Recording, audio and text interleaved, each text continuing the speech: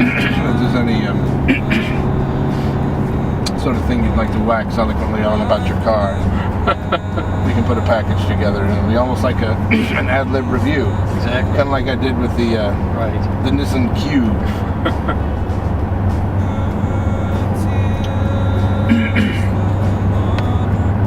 So for our viewers' sake, this is the road where in high school I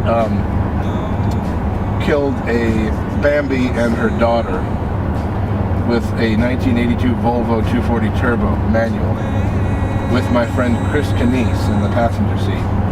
And he cried like a schoolgirl when we hit the deer. I think it's coming up here. Damn thing just jumped right out of the woods, out of nowhere, into the path of the car. I had not even an opportunity to brake.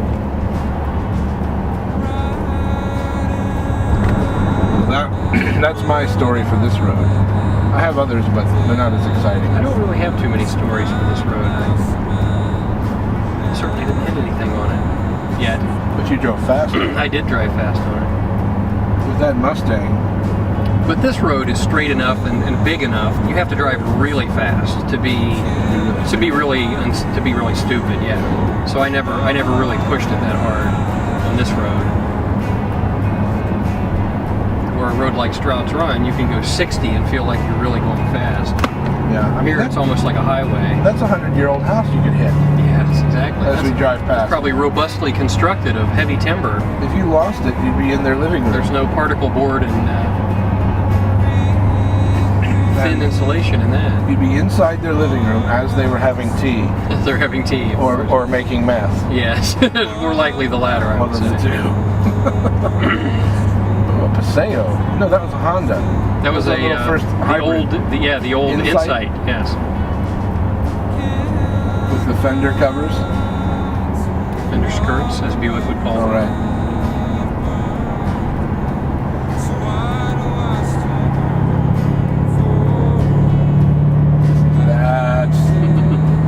That's a proper noise.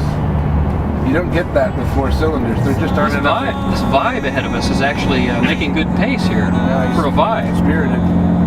He's going to lose torque up the hill. Yeah. His automatic is going to go from fourth to third. It's one of the things I always liked about living in Athens is because the people here are so accustomed to these roads, they don't drive necessarily super slow on them. Right, because they wouldn't get anywhere otherwise. Right. I remember there is a passing zone down here that I used to make use of in my Mustang quite frequently if I was behind something like this. That was a properly quick car. Yeah. And you got it. I think I'll pass. I'll pass on the pass for right now. There's probably more space over I'm not as, I think there is a straighter stretch down here that I can use. We're going to pass some cows in a few moments. So it's a good thing we have our windows up. Oh, right. You might want to have your finger on the recirc button. Good idea. Just hovering above. There it is. Almost as if you were hovering above the brake. Right, recirc. That's what I used to have to do when driving through Gary, Indiana. See, I'm not going to have to pass this guy. He's making pretty good time. He loses speed on the hills, but he's doing all right. Because he has 115 brake horsepower. Right. Oh, stay on the road now. No, he's taking the racing He's taking the racing line and the vibe. I wouldn't be surprised if that has a proper manual gearbox. Which is Look at the Beetle there, half buried in the ground. Yeah. He almost nailed the mailbox. Look at how short that wiper is in the back. It doesn't seem like it would do anything. I think it might be broken off. Yeah, it seems, it doesn't look right. I got a Trico replacement blade for my rear wiper on the Saab, and I had to get a Mazda one. Really? Because that was the interchange? Well, no, they didn't have any more Saab ones. Right. So is the part interchange to a Mazda? Well, no, it's not technically made for the Saab. Okay, it's just the closest But match. it does fit, and it's actually an inch longer, so you get a little bit more spread. Because in Seattle, it seems like that's all you do is use wipers up. It's a fine trailer home. Yes. The trampoline outside and a boat. He's got all the necessities of life. All one could need, really.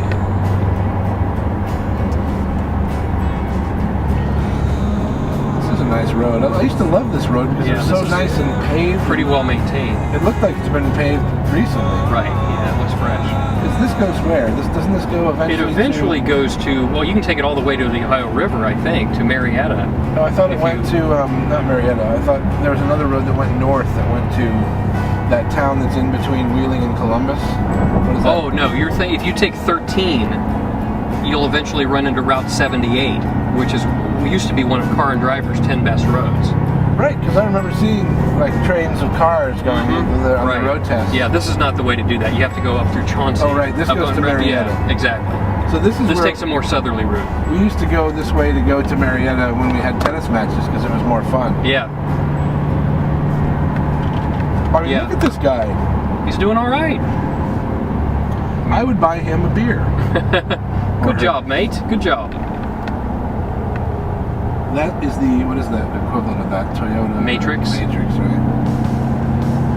Well, I hope he does. Oh, look at this. Gendarme. Flashing. From a Subaru, too. We slow down necessarily. Either that or there's something. Something up here. Slow. Yeah. Oh, bicyclist. That was nice of him. This is almost like driving in Europe. Well, figure it was a Subaru flashing his lights. That's true. So it wouldn't have been for a police officer. It would have been for wildlife or a bicyclist. Right. Because those are the things that are important to Subaru owners. Or an Amish wagon. I used to drive through Amish country on my way to Northeast Ohio sometimes, and it was some of those Amish wagons are fairly light, and there would be like a stout horse pulling it. That would be like a hot rod or a muscle car. I've heard of a youngster, a young man would be driving this two-wheeled cart, right? With a stout horse in front, and that's their version of a Mustang, I think. There was some YouTube video going around where the guy was following this Amish wagon that was veering around. Mm-hmm. The guy was inebriated. Was he drunk? I suppose he could be ticketed because he's out on the road. Yeah, that's the road that goes to Shroud's Run. Does it eventually? Yeah. Okay. Yeah, I think you have to cut over. It doesn't directly go there, but you have to cut over. This goes there, and this is what I used to take the other way to get to here. Okay. This would eventually come out, and then you can do it. Brilliant. I mean, all these things are all over the place here. Right. I like that. These are brilliant roads.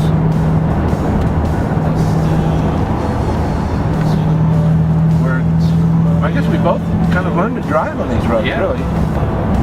I mean, it's sort of like a road course. Right. That was close to the limit. It was scrubbing a bit.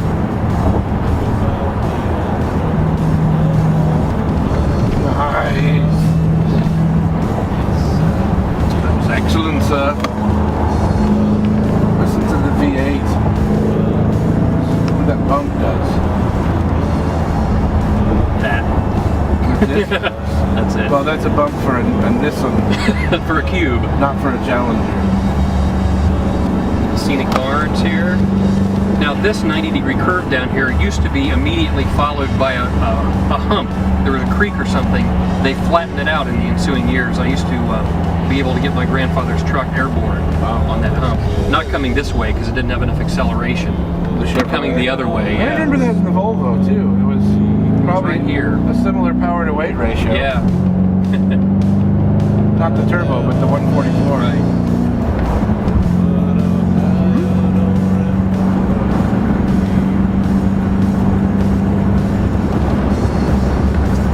Hooligans in the back roads of that bird almost bought it. It's probably not used to seeing cars coming upon him that fast. Nice. Try it. There's a berry shop over there. A berry shop. You can buy berries. Strawberries. Strawberries. Raspberries. Weston Loganberries. This is a great part of the road here because eventually you get a canopy of trees.